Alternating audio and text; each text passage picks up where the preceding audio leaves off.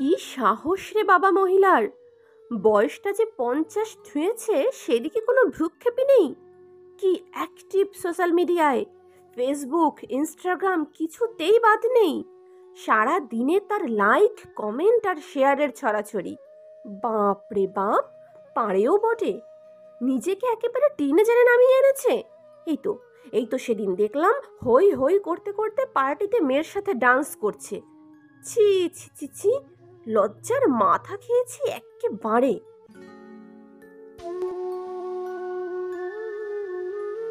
হ্যাঁ হ্যাঁ, বলুন, যত খুশি বলুন।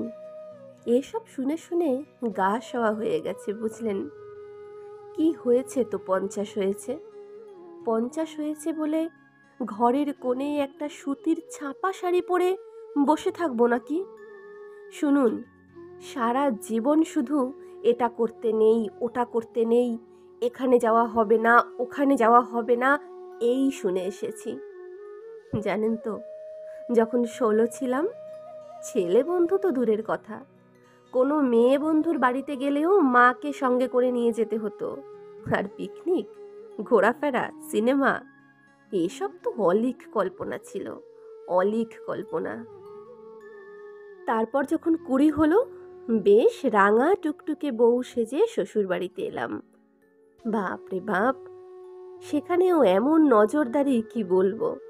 কি খাই কি খাই না, কেন খাই না, হাতে কেন বড় বড় নখ রেখেছি, সকলের সামনে নাইটি পরতে আমার কেন লজ্জা করে না, মেয়ে মানুষ কেন এত হই হই, ইত্যাদি ইত্যাদি।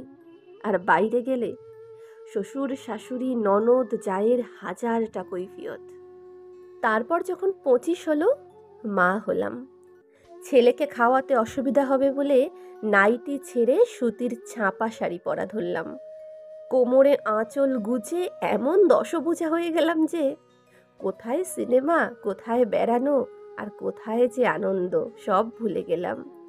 তবে না, এটার জন্য আক্ষেপ করছি না, এটা তো আমার কর্তব্য।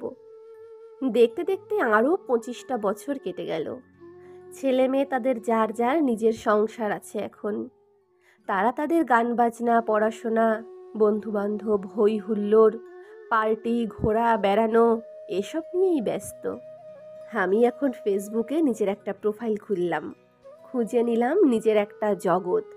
জানেন, আমার ফেসবুক ফ্রেন্ডের সংখ্যা এখন 2000 ছাড়িয়েছে।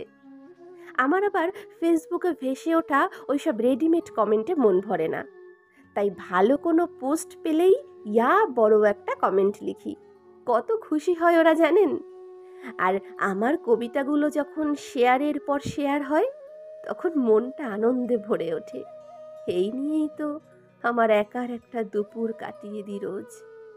মেয়ে জামাই, ছেলে বৌমা যখন দুদিনের জন্য এসে আবার চলে যায়, তখন ওই খারাপ মনটা ভোলাতে আমার খুব বেশি সময় লাগে না। জানেন, আমি এখন নিজের পছন্দের মাছ কিনি বাজার থেকে, আর যে খাবারটা খেতে ইচ্ছে করে সেটাই বানাই নিজের জন্য। আর তো মাত্র কয়েকটা দিন পড়ে আছে, তাই না? নিজেকে কি করে ঠকাই বলুন তো? মর্নিং ওয়াক করি, ডায়েট করি, ঘন ঘন বিউটি পার্লারে যাই, শরীর চর্চা থেকে মনের চর্চা, সব সব করি এখন। এই তো আমার যুবতী হওয়ার বয়স।